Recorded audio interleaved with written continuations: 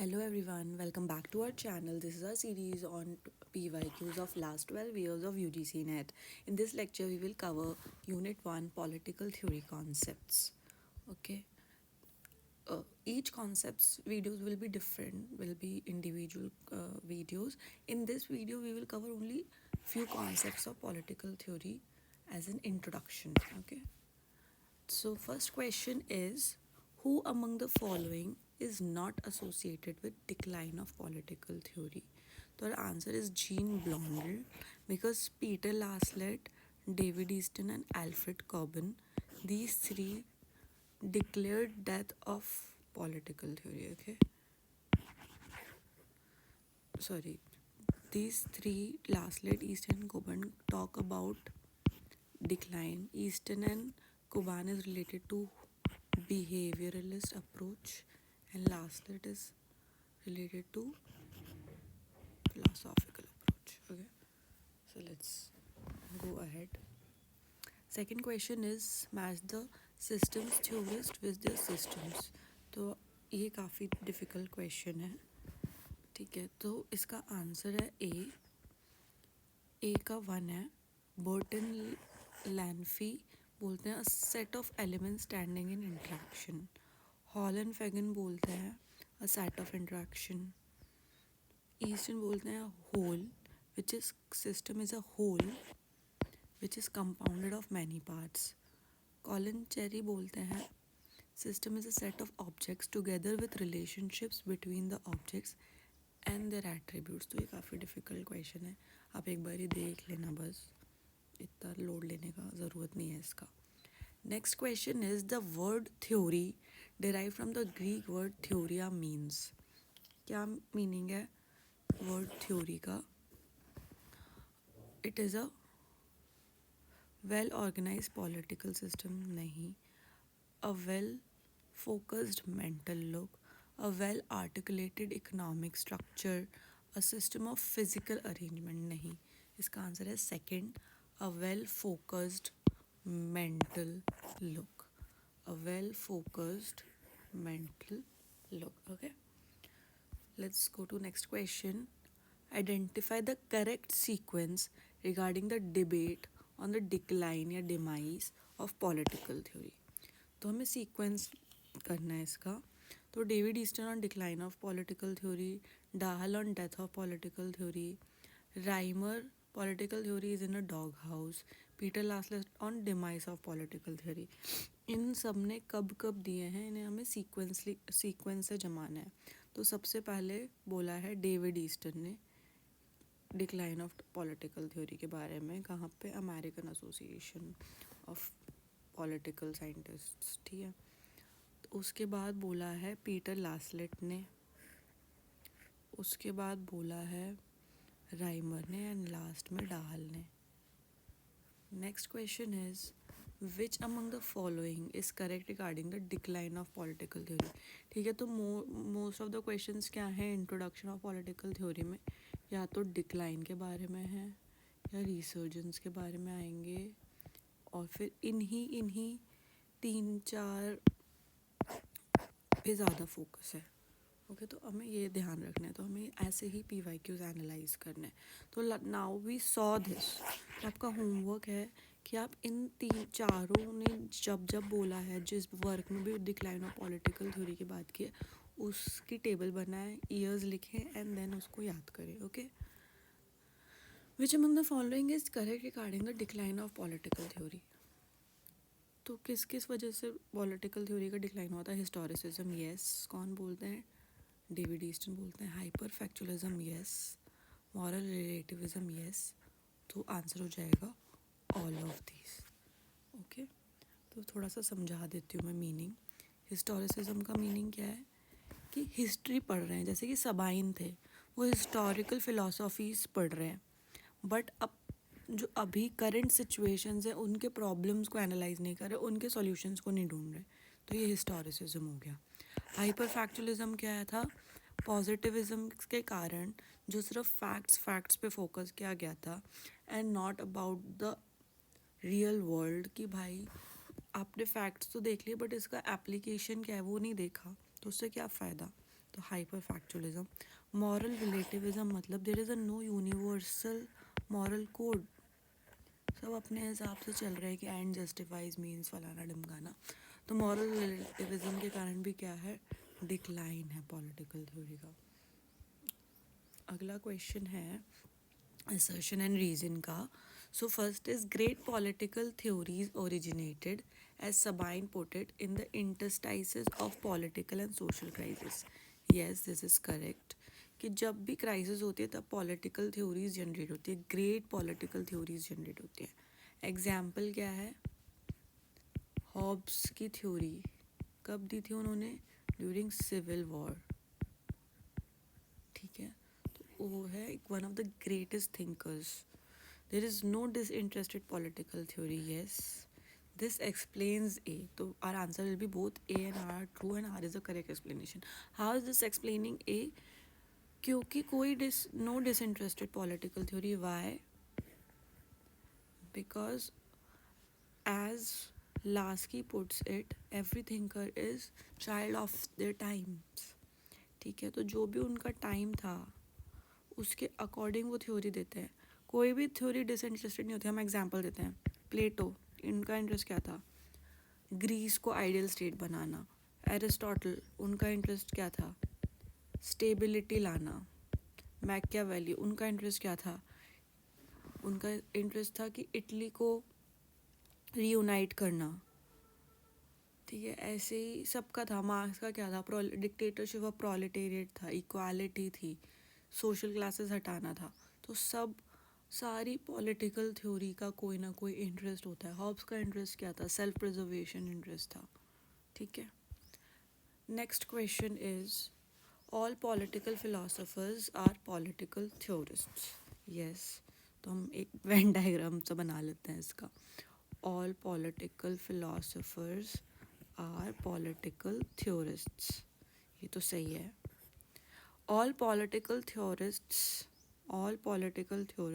Are not necessarily political philosophers, ये भी सही है ना. इस वेन डायग्राम के हिसाब से ये भी सही है. तो ये सही क्यों है, क्योंकि जो पॉलिटिकल फिलोसोफर है जैसे कि प्लेटो है, एरिस्टोटल है, ये पॉलिटिकल फिलोसोफर क्यों है, क्योंकि नॉर्मेटिव थ्योरीज दे रहे हैं, फिलोसफीज दे रहे हैं. ये रीजनिंग के बेसिस पे, मेथोडोलॉजी क्या है इनकी, रीजनिंग है. तो ये रीजनिंग के बेसिस पे अपनी थ्योरी तो दे ही रही है ना. तो थ्योरिस्ट तो हैं ही. कुछ थ्योरिस्ट क्या होता है, फैक्ट के बेसिस पे देते हैं, जैसे कि बिहेवियरलिस्ट एम्पेरिकल मेथड्स के बेसिस पे देते हैं, तो वो फिलोसोफर्स नहीं है, बट वो पॉलिटिकल थ्योरिस्ट तो हैं. तो this is both are correct. ठीक है, तो our answer will be 2. Both A are 2, but R is not the correct explanation of A. Next question is, which one of the following factors is not responsible for the decline of political theory? तो positivism हाँ, क्योंकि facts पे hyper attention दे दिया था and उनके application पे नहीं दिया था. हिस्टोरिसिज्म यस, हमने पहले पढ़ा.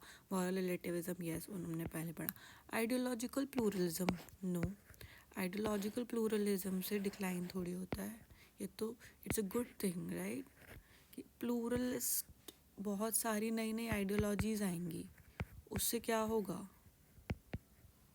अब जाएगी ना पॉलिटिकल थ्योरी. तो कि कोई बोल रहा है कि लिबरलिज्म होना चाहिए, न्यू लिबरलिज्म, कोई बोल रहा है मल्टीकल्चरलिज्म होना चाहिए, कोई बोल रहा है कि फेमिनिज्म होना चाहिए. तो अलग अलग ideologies are good for political theory as a subject. Next question is, which of the following approaches studies among others public opinion and people's political choices? Which among the following approaches studies among others public opinion and people's political choices? तो इसका answer हो जाएगा behavioural approach. ठीक है, कि public opinion and political choice कैसे पढ़ते हैं, उनका वोटिंग बिहेवियर देखते हैं. वो क्या वोटिंग बिहेवियर क्या है, चॉइस ही तो है. तो ये पॉलिटिकल फिलॉसफी अप्रोच किस पे ध्यान देता है, रीजन पे, डायलेक्टिक्स पे. इंस्टीट्यूशंस किस पे देता है, इंस्टीट्यूशंस पे देता है, जैसे कि पार्लियामेंट, जुडिशरी. लीगल अप्रोच किस पे देता है, कॉन्स्टिट्यूशंस एंड लॉज पे. ठीक है, तो public opinion and political choices पे कौन देता है, बिहेवियरल अप्रोच. तो next question is identify the correct sequence of the tenets of behaviourism as advocated by David Easton. इन्होंने 8 टीनेट्स दिए थे, कहाँ दिए थे, political science association of America में दिए थे, अमेरिकन पॉलिटिकल साइंस एसोसिएशन में, ठीक है। तो हमें ये सीक्वेंस में लगाने हैं। तो इसका आंसर है 1 1 2 3 4, ये सही लगे हुए हैं। रेगुलरिटीज़, टेक्निक्स, क्वांटिफिकेशन, वेरिफिकेशन एक बार हम देख लेते हैं। तो फर्स्ट इज़ रेगुलरिटीज़। क्या है regularities? Regularities seen in human behaviour. किस यूज़ में आते हैं रेगुलरिटीज़? जनरलाइज करने के लिए, एक हाइपोथीसिस बनाने के लिए। फिर क्या करते हैं हम, इस हाइपोथीसिस को वेरीफाई करते हैं सेकंड में। फिर थर्ड क्या, टेक्निक्स हैं। टेक्निक्स क्या, मेथडोलॉजीज़ हैं to analyse human behaviour, to document human behaviour. Quantification क्या है कि एग्जैक्ट क्लियर क्वांटिफाइबल ऑब्जर्वेशंस होने चाहिए, जो हमारी रिसर्च है वो क्वांटिफाइबल होनी चाहिए। वैल्यूज़ क्या है, because it stains one's conclusion the behavioural scientist does not begin with any predetermined conception and values, ठीक है। सिस्टमेटाइजेशन होना चाहिए कि सिस्टमैटिकली आप अरेंज करोगे अपना जो भी डेटा आपने कलेक्ट किया है। Pure science, BLS places a strong focus on performing fundamental research and creating pure science of politics. That knowledge alone can effectively be used to address the pressing societal issues. Reason क्या है pure science बनाने का? To address pressing societal issues. Last क्या है? Integration. It tries to make political science interdisciplinary and argues that all social sciences are interrelated. ठीक है, तो answer will be 1 1 2 3 4. Next is match the following. Authors दिए, उनकी book से हमें match करना है। तो हम सबसे पहले देखो, ये सब घबराना नहीं होता कि आपने भाई नाम नहीं सुना है। तो इसमें से आपने किसका नाम सुना हुआ है उस पर ध्यान देना है। लियो स्ट्रॉस का ध्यान सुना के बारे में पढ़ा हुआ है। तो हमें ये पता है कि लियो स्ट्रॉस क्या है, फिलोसॉफिकल है। तो इन्होंने क्या लिखा होगा, इन्होंने लिखा होगा what is political philosophy and other studies. हम लियो स्ट्रॉस किस में पढ़ते हैं, जब हम अप्रोचेस पढ़ते हैं तो वो किस में आते हैं, फिलोसॉफिकल अप्रोच में आते हैं। तो इन्होंने लिखिए सी का हो जाएगा 2।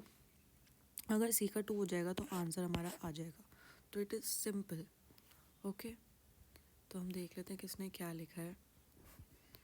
तो ए है Charles E Miriam. Charles E Miriam क्या है, ये किसके, ये है फादर ऑफ बिहेवियरलिज्म, ठीक है। इन्होंने लिखी है new aspects of politics. Heinz Eulau, I don't know how to pronounce it, इन्होंने कैसे क्या लिखे है, behavioural persuasion in politics. Leo Strauss ने क्या लिखे, what is political philosophy and other studies. D Truman ने क्या लिखी है, गवर्नमेंटल प्रोसेस, ठीक है। तो इट्स, आपको एक भी पता है तो आंसर निकल आता है, तो घबराना नहीं होता, थोड़ा सा दिमाग चलाना होता है एग्जाम में। Next question is who among the following political thinkers are generally regarded as founder of philosophical approach. ये तो बहुत ईजी है, इसका आंसर है प्लेटो एंड एरिस्टोटल। ये सब तो बाद में ही आए, फाउंडर्स कौन है, प्लेटो एंड एरिस्टोटल। नेक्स्ट है who describe political theory as systematic thinking about the purpose of the government. तो our answer is Plamenatz. Plamenatz से बोला था कि पॉलिटिकल क्या थ्योरी क्या है, systematic thinking about the purpose of the government. इसमें इंपॉर्टेंट वर्ड सबसे क्या है, purpose of the government. Next question is which of the following is not a reason for the decline of political theory. देखो कितनी बार आ रहा है ये। तो हिस्टोरिसिज्म है, मॉरल रिडक्शन रिलेटिविज्म है, आइडियोलॉजिकल रिडक्शनिज्म नहीं है, हाइपर फैक्चुअलिज्म भी है। कब आया, पहले तो इन्होंने नहीं दिया था हाइपर फैक्चुअलिज्म, बाद में जब दिक्कत आ रही थी तो इन्होंने क्या दिया था, पोस्ट बिहेवियरलिज्म, जिसमें उन्होंने बोला था कि हमको वैल्यूज़ पे भी ध्यान देना है। तो इसका आंसर हो जाएगा 3 ideological reductionism. Next question is who among the following said that political theory is quite simply man's attempt to consciously understand and solve the problem of his group life and organization। क्या purpose है political theory का, अपनी problems और अपनी group life and organisation की problem solve करना, ये बोला है सबाइन ने। इस टाइप के डेफिनेशंस आपको थोड़े पढ़ने पड़ेंगे, तो मेनली आप PYQ वाले डेफिनेशंस याद कर लो कि किसने क्या बोला है, तो it's more than enough I think, okay. अगला है who among the following lamented the death of political philosophy. इसका आंसर क्या है, पहले भी देख चुके हैं हम, पीटर लास्लेट। इन्होंने तो डेथ ही लैमेंट कर दी थी, बाकी डाहल और ईस्टर्न ने भी डेथ की बात की थी, बट आंसर विल बी लास्लेट, क्योंकि उन्होंने तो लैमेंट ही कर दी थी कि डेथ हो ही चुकी, कुछ ना हो सकता। Which one of the following is not a feature of ईस्टर्न्स intellectual foundation stones of behaviourism. Again question है, तो हमने अभी पढ़े थे, और आर्ट फाउंडेशन स्टोन्स रेगुलरिटीज़ था, वैल्यूज़ था, प्योर साइंस था, स्ट्रैटिफिकेशन ही था, क्या था, सिस्टमेटाइजेशन था। तो हमें समझने हैं टर्म्स, ऐसे नहीं कि आपने रट लिया कि हाँ ऐसे कुछ था, ऐसे नहीं, समझना है। तो स्ट्रैटिफिकेशन नहीं था, तो answer will be 4। Next question is who among the following makes a distinction between system maintenance and system persistence. तो हमने सिस्टम थ्योरी किसकी पढ़ी है, डेविड ईस्टन की पढ़ी है। तो system maintenance and system persistence में डिफरेंस बताते हैं। वो मेंटेनेंस क्या है कि ठीक है चल रहा है, ठीक है जैसा चल रहा है वैसा चल रहा है, कुछ गड़बड़ नहीं हो रहा है, मेंटेन्ड है। बट परसिस्टेंस क्या है कि अगर कुछ गड़बड़ हो भी रहा है, कोई प्रॉब्लम्स आ भी रही हैं, तो उनको सॉल्व करके, उसको इशू को हटा करके सिस्टम को बेटर बनाए ताकि वो परसीव कर सके, वो लंबे टाइम तक चल सके। Next question is assertion reason behavioral political theory sought to eliminate the role of values and make political science a pure science and quantitative. Yes, हमने पढ़ा था foundational stones में, political science being a social science can never be value free as it deals with the human beings who are value bound. ये भी सही है, क्यों, क्योंकि इसी वजह से तो डिक्लाइन आया था ना बाद में, तो ये भी सही है, तो दोनों सही हैं। तो both A and R are true, but R is not the correct explanation, ये अलग स्टेटमेंट, ये अलग स्टेटमेंट है। ओके, नेक्स्ट है which among the following which of the following were described by David Easton as intellectual foundations of systems analysis? Again, same question. Regularities, yes. Verifications, yes. Techniques, yes. Quantification, yes. और answer will be 1 2 3 4। ये तो simple question है, कितना repetition है देख रहे हो आप। Who among the following refer to the decline of political theory? तो David Easton, Alfred Cobban, yes we saw. तो जो भी बिहेवियरलिस्ट है उन्होंने तो डिक्लाइन ऑफ पॉलिटिकल थ्योरी पे काम किया ही है। लास्लेट एंड रॉबर्ट डाहल, इन्होंने तो डेथ ही बोल दी थी, डाहल ने भी दिया था डिमाइस के बारे में, तो यस ये भी है। विल डुरंट नहीं है, नथानियल हॉथॉर्न नहीं है, ठीक है, तो answer will B 1 and 2। Next question is which of the following statements are true regarding political theory? It accepts scientism and repudiates normativism. ऐसा तो नहीं है, पॉलिटिकल थ्योरी दोनों है, नॉर्मेटिव भी है, साइंटिफिक भी है। It synthesises political philosophy and scientific inquiry. आगे बढ़ते हैं। It is structural and institutional. Political theory is philosophical as well as scientific. Yes, ये सही है, तो आंसर विल बी ओनली 4, क्योंकि पॉलिटिकल फिलोसफी और साइंटिफिक इंक्वायरी को सिंथेसाइज नहीं करती, दोनों अलग अलग काइंड ऑफ चलते हैं। It is structural and institutional, yes, but it is also much more. तो political theory is philosophical as well as scientific. Who among the following said research untutored by theory may prove trivial and theory unsupported by data futile? Easton ने बोला था, कब बोला होगा ये, इसका क्या मतलब है कि हमको डेटा भी चाहिए प्लस हमको थ्योरी भी चाहिए। कब बोला था, पोस्ट बिहेवियरलिज्म में बोला था, जब उसके फाउंडेशनल स्टेप्स स्टोन्स दिए थे उन्होंने, और डेविड ईस्टन। अगला क्वेश्चन है who among the following said that the political theory stands for an abstract model of political order? Who said this? ये थोड़ा डिफिकल्ट है, इसका आंसर है W.T. ब्लूम। हम ये ज़्यादातर नहीं पढ़ते हैं, तो हम एक बार देख लेते हैं। इन हिज वर्क, हिज कौन है, W.T. Bloom, theories of political system, क्या लिखा है, theories of political system. Bloom's explained that political theories serve as an abstract model and a guide to systematic collection and analysis of political data. ठीक है, abstract model of political order बोला है Bloom ने। अगला question है which of the following statements is true? Classical political theory is qualitative, not true, sorry, तो ये तो ट्रू है। हाँ, क्लासिकल पॉलिटिकल थ्योरीज कौन सी हैं? प्लेटो, एरिस्टोटल, ये सब क्वालिटी की बात करते हैं। Behavioural political theory is quantitative, yes. Post behavioural political theory is both qualitative and quantitative, yes. Behavioural theory is not specially concern with Anglo American model, ये गलत है, क्योंकि it does concern with Anglo American model, तभी इसको एथनोसेंट्रिसिटी के वजह से इसको क्रिटिसाइज किया जाता है। तो एथनोसेंट्रिक है, एथनोसेंट्रिक क्यों है? एंग्लो अमेरिकन मॉडल पे बेस्ड है, तो answer will be 4. Next question is identify the correct sequence in which general systems theory has been adopted in social science. तो जनरल सिस्टम्स थ्योरी तो हर सब्जेक्ट में अडॉप्ट की गई है, हर सोशल साइंस, तो उसमें सीक्वेंस बताना है कि पहले किस में बाद में किस में। तो सबसे पहले किस में ली थी? सोशोलॉजी में ली थी, ठीक है, तो ये कट जाएगा, ये कट जाएगा। सोशोलॉजी के बाद किस में ली थी? साइकोलॉजी में ली थी, एंथ्रोपोलॉजी में ली थी, एंड देन साइकोलॉजी में, लास्टली पॉलिटिकल साइंस में। तो answer will be 2.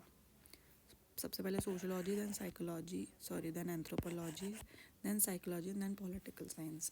Next is which of the following statement is not true? Not पे हमेशा बहुत ध्यान देना, ये रिपीटेटिव ही क्वेश्चन है, हमने देख चुका है. Traditional political theory is qualitative, right.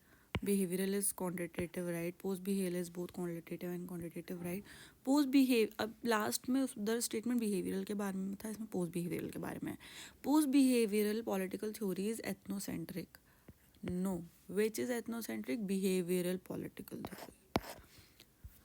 अगला क्वेश्चन है which of the following statement is not true? अच्छा, पढ़ चुके हैं तो. अगला क्वेश्चन है who among the following said that the political theory can alter what it is? तो और आंसर विल बी सबाइन, ठीक है. उन्होंने क्या पढ़ लेते हैं, क्या स्टेटमेंट है सबाइन का. An important function of political theory is not only to show a political practice what a political practice is, but also to show what it means. In showing what a practice means or what it ought to mean, political theory can alter what it is, ठीक है. what it मतलब कि political theory का importance क्या है कि वो बताती है कि क्या होना चाहिए, एंड जब ये बताती है कि क्या होना चाहिए, वो किस चीज़ को चेंज कर देती है? जो है, यार वो सोसाइटी को फॉर अ बेटर चेंज करती है. ये किसने बोला है? सेबाइन ने बोला है. अगला क्वेश्चन है why was behaviourism short lived? तो हम पढ़ लेते हैं. इसका आंसर वैसे A1 हो जाएगा, इनेबिलिटी टू इवॉल्व कंसेंसस. अगला है too much dogmatism, no. Dogmatic थोड़ी थी. डॉगमेटिक क्या होता है कि not based on scientific facts but it was based on facts. It was a localised event, no. It was a global event colored by cold war prejudices, ये भी है, but ज़्यादा अच्छा आंसर क्या आएगा? 1, क्योंकि ये एथनोसेंट्रिक थी. इसका क्रिटिसिज्म क्या है? एथनोसेंट्रिक थी, इसलिए वो कंसेंसस नहीं बना पाई सबके बीच में, इसलिए वो शॉर्ट लिव्ड थी, ठीक है. एंड मेजर अगर इसमें होता है कि फैक्चुअल बहुत ज़्यादा थी एंड इश्यूज़ को सॉल्व करने पे ध्यान नहीं दिया, इसलिए भी शॉर्ट लिव्ड थी. अगला क्वेश्चन है the classical tradition in political theory is considered to be a common school of inquiry because. क्या कॉमन है क्लासिकल ट्रेडिशन में? Unity in style and manner of argument, यही है. Unity in themes and style, themes तो अलग अलग थे. Unity in searching the same goal, goals भी अलग अलग थे. किसी का आइडियल स्टेट था, किसी का स्टेबिलिटी था, किसी का रीयूनाइटिंग इटली था. Unity in having a common vision for a human kind, नहीं. कोई इक्वालिटी की बात कर रहा था, कोई स्ट्रैटिफिकेशन ऑफ सोसाइटी की बात कर रहा था. तो आंसर है unity in style and manner of argument, okay. अगला है who describe the classical tradition as epic theory? तो ये थोड़ा डिफिकल्ट है, इसको रटना ही पड़ेगा. Our answer is Sheldon Wolin. Sheldon Wolin. Classical tradition is epic theory. Sheldon Wolin. Next question is, describe Easton described his drastic revision in political science in 1969 as. जो 1969 में क्या दिया था उन्होंने, foundation stones of post behaviourism. तो उसको उन्होंने कैसे डिस्क्राइब किया था, उन्होंने उसे डिस्क्राइब किया था as a genuine revolution, not counter reformation, correction for two earlier studies नहीं, abandoning his own earlier research नहीं. ये सब हम बोल सकते हैं, बट उन्होंने कैसे डिस्क्राइब किया था, genuine revolution. In his 1969 presidential address to American Political Science Association entitled, क्या टाइटल था प्रेसिडेंशियल एड्रेस का, new revolution in political science. तो genuine revolution. David Easton described the emerging post-behavioralist approach as a genuine revolution. He explicitly stated that this new development was a genuine revolution, not a reaction, a becoming, not a preservation, a reform, not a counter reformation. ऐसा कुछ नहीं है, सिर्फ ये genuine revolution है. This shift aimed to move beyond the strict methodological focus to traditional behavioralism to address relevant and normative issues in the society. Okay.